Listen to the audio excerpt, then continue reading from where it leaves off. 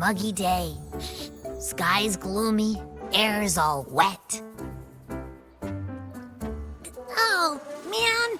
At least let me finish my sentence. Ugh. Ugh. Cold, cold, cold. Oh.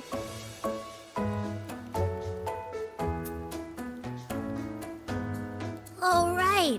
I'm famished. We barely had a bite sprinting all the way here from Laguna. Whoa! Pinch me! This is a feast and a half!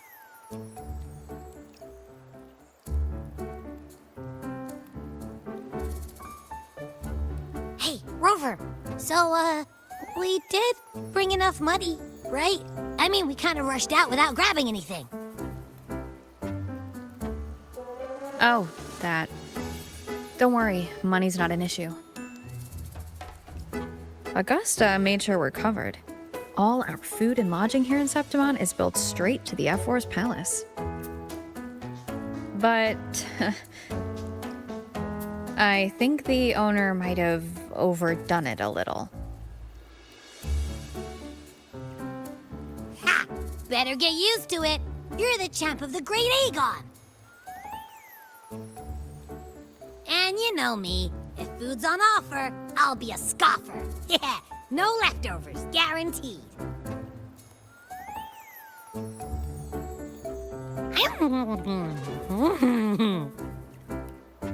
Free stay?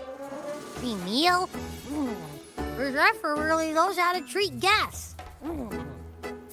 Maybe we should, hang around a bit longer.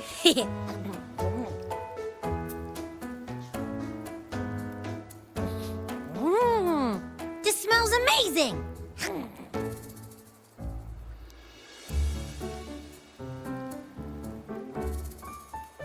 Abby, what do you think Imperator wants me to find? If Cardathia's right, the last clues should be somewhere on the Sanguis Plateaus. We're so close to the finish line. Just one step away. But our pace has slowed. Relax. We're already back in Septimon. What's the rush? I remember Lupa said there's this weird blight cloud hanging over the Sanguis Plateaus.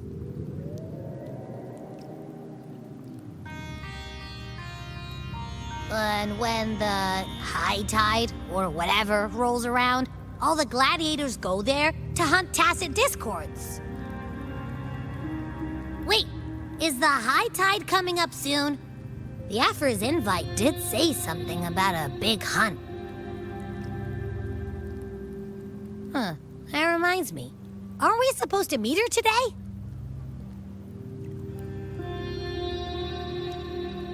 A messenger came this morning. Augusta is dealing with an emergency, so our meeting's postponed. Looks like it'll be a while. An unexpected change. It's throwing everything off course. I don't like the feel of it. And why me for this hunt? If it's about the Great Aegon, the messenger said none of the other gladiators were invited.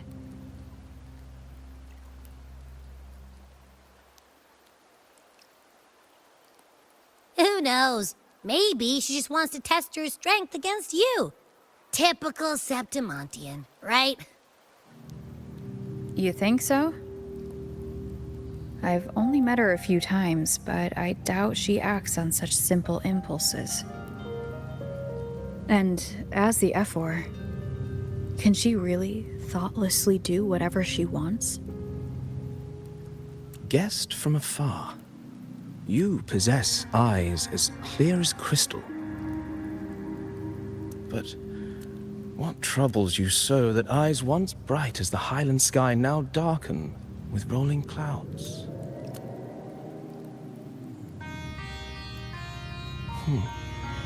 A warrior who walks the blade's edge does not falter over trifles.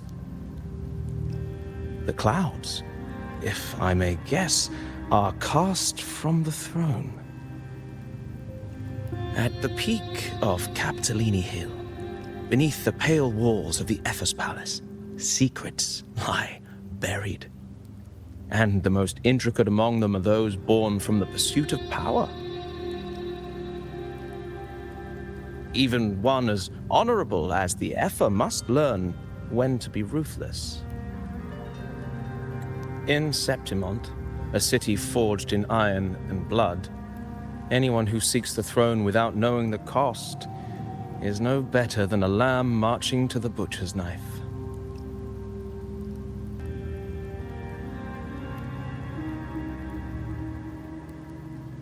I am Nestor, a traveling poet.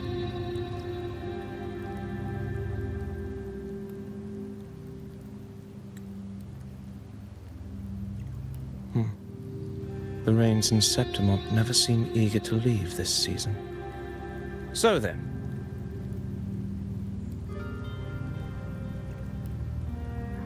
if you are curious about the Epher, then allow me to say that nothing would honor me more than to offer even a modest service to the champion of the great Aegon.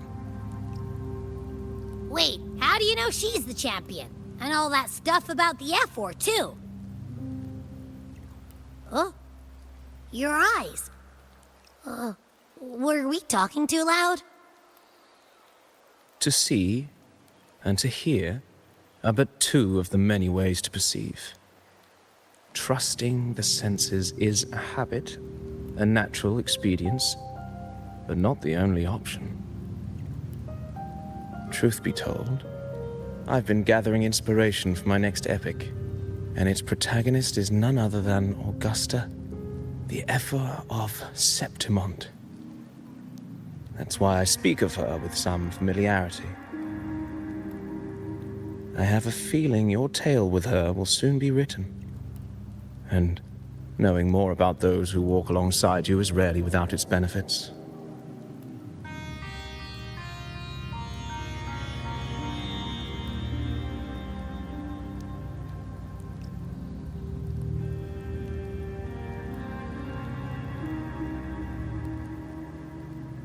Augusta, a girl of humble birth, a resonator of modest talent, a commoner without noble patronage.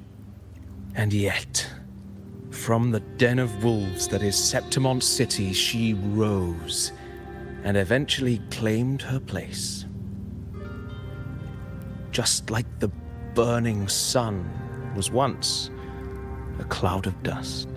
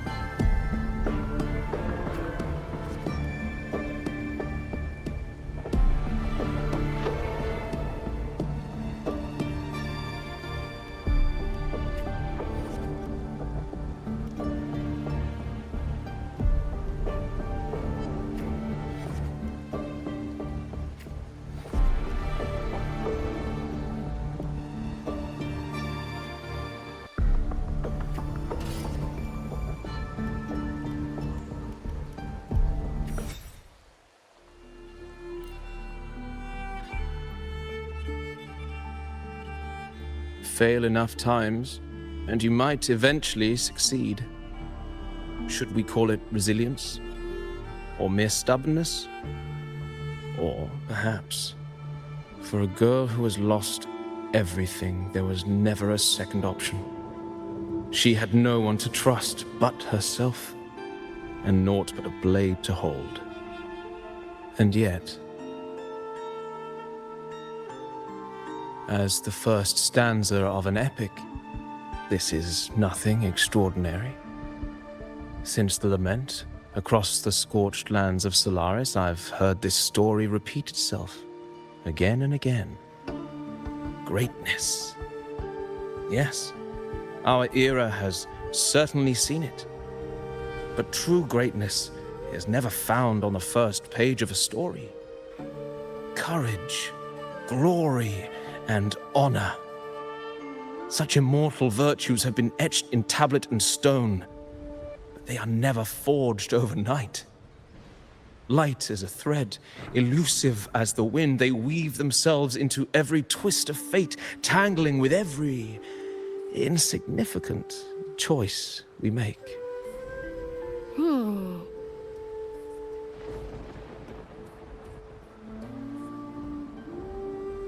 I don't know. It's just unbelievable. The Augusta he's talking about, and the F-word we saw in the arena. No way they're the same person. A girl far from home, arriving in the city upon Capitolini Hill in pursuit of strength. No title, no status, no wealth. I doubt anyone at the time could have imagined her rising to where she is now. Do you mean Kato? Do you believe Kato handed her that final victory on purpose, and that his scathing words were a test of her resolve?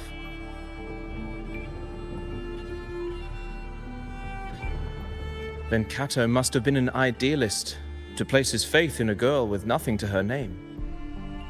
Now, why don't we keep this question in mind and see where the story leads us?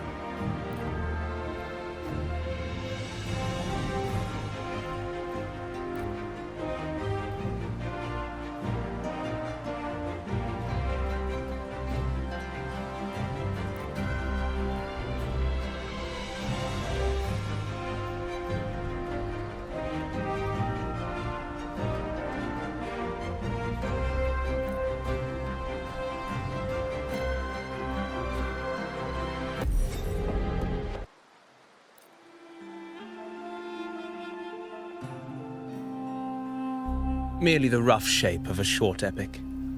This is all I can offer about the F4.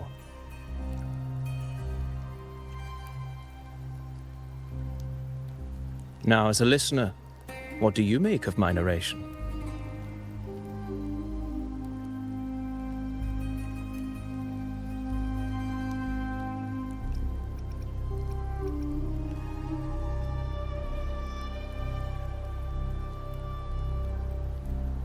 In this, you are right.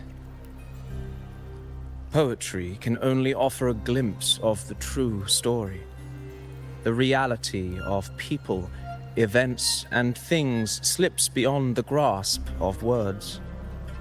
I do not belong in the pages of the epic, so I remain confined to the observer's gaze.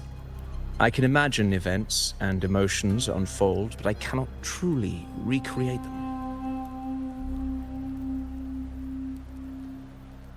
Here's some advice for you, though I hesitate to call it such.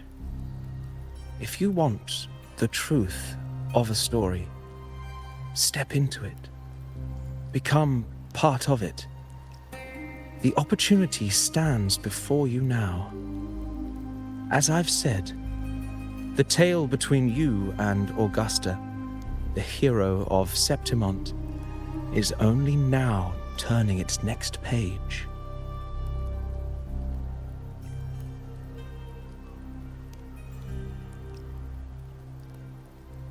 It's not difficult to see. Fate flows like the stars, tracing their course. Your destination is written in the steps you take.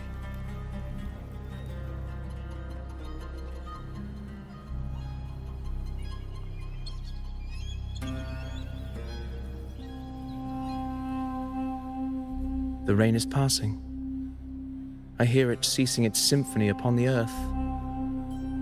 It is time for farewells.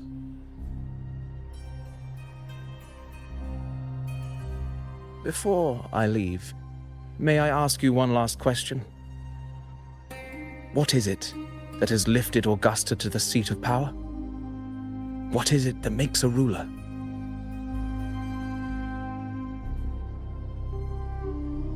Well, I'd say strength. Let's be real. There's no way Augusta could have passed those trials without strength. Rover, what do you think?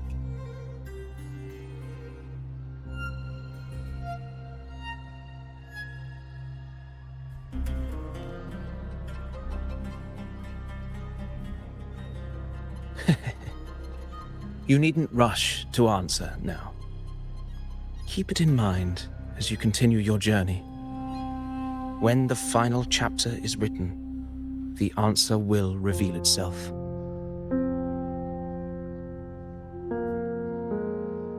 Farewell, my friend. Our paths crossed by fate and by chance. Soon, after this brief encounter, everything about me will be gone with the wind. But you, your epic continues.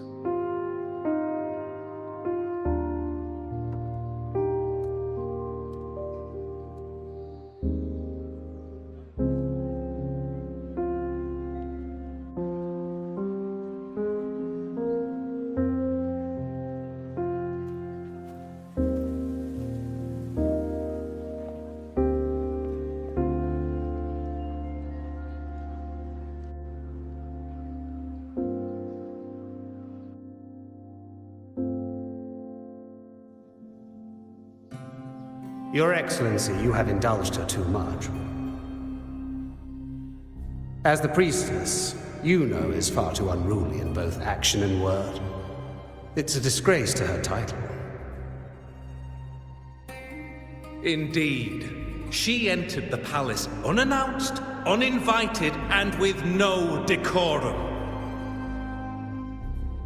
A blatant affront to the authority of the palace. Same as always. Senators, all she crossed was a doorway. One too insignificant to carry the weight of our authority, or defend anyone's fragile pride. Let us not forget, it is not the walls of Capitolini Hill that command fear. It is my will, my sword, and our relentless conquest. I know your fear. You fear a priestess's voice drowning yours, and a rebel challenging the Senate's rules. But listen well. Power does not bow to sycophants, cowering behind their traditions. If you seek power, then step from the shadows. Face me, and prove yourself worthy.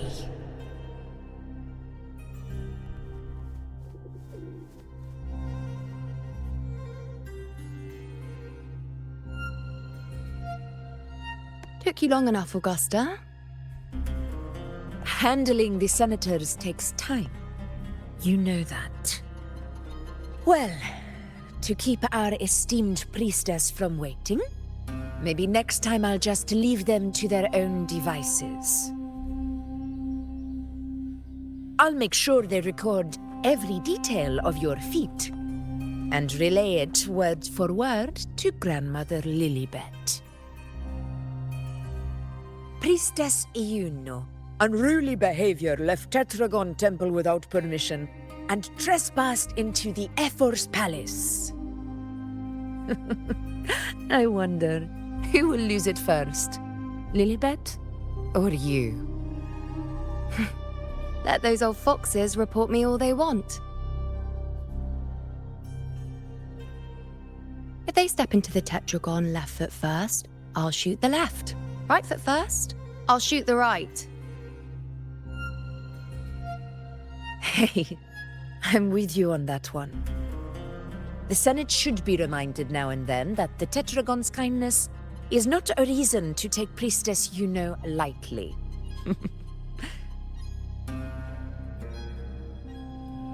Why didn't you wait there? I had everything handled. We depart for the hunting ground tonight. If anything changed, you could have reached me by my terminal. You didn't need to come all the way here. I want you free of duty until that day arrives. You're overthinking it, Augusta. I'm here to see that person. Grandmother Lilibet said her fate is one of unknowable void. Sounds intriguing enough to make time for.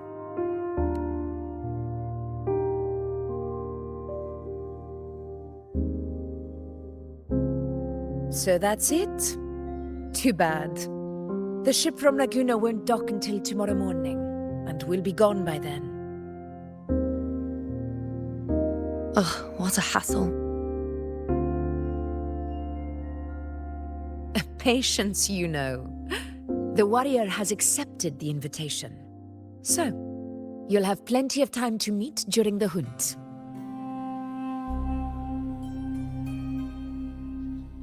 Is there something else you want to say? I read Grandma Lilibet's Book of Prophecies. The hunt and our plan, neither end well. Are you sure we should go through with this? Risk does not trouble me. Peril simply requires greater strength. But really, when did you start caring about the temple's traditions?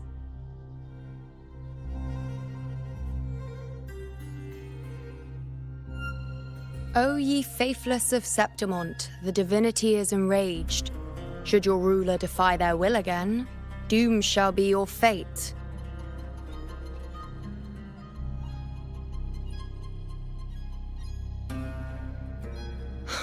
Lately, I've been hearing murmurs from the nobles again, about the ancient prophecy from Laguna. I will admit, those words once carried weight. But when our ancestors crossed the waters and climbed these hills, Raguna's divinity didn't get a seat on the ship. And the priestesses all said the prophecy was incomplete. Only the hero of heroes, wielding extraordinary power, risen from the dark tides, shall bring eternity to Septimont. Then shall the waters quiet, the tempest still, and glory return with the blood of the old king. Do not forget, this is the other half of the prophecy. Fabius, Attilius, Valeria, one after another, these heroes have saved Septimont from the brink of ruin. As long as a hero stands, no disaster can break this eternal city. What if this time is different? What if ruin is our fate? Then I will sever that fate with my blade.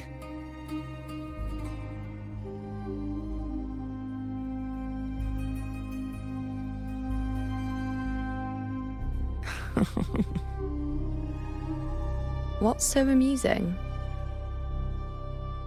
So, the fearless priestess Iuno can be frightened after all. But it's fine. If you're afraid, don't push yourself. I can handle this alone.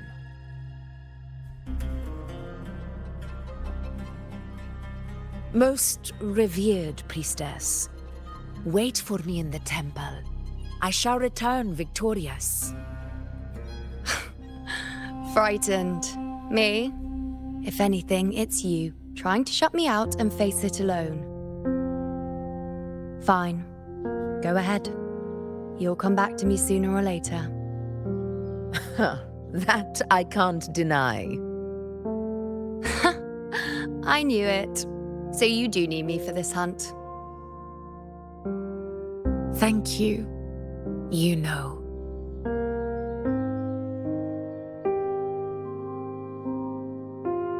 Why are you saying this?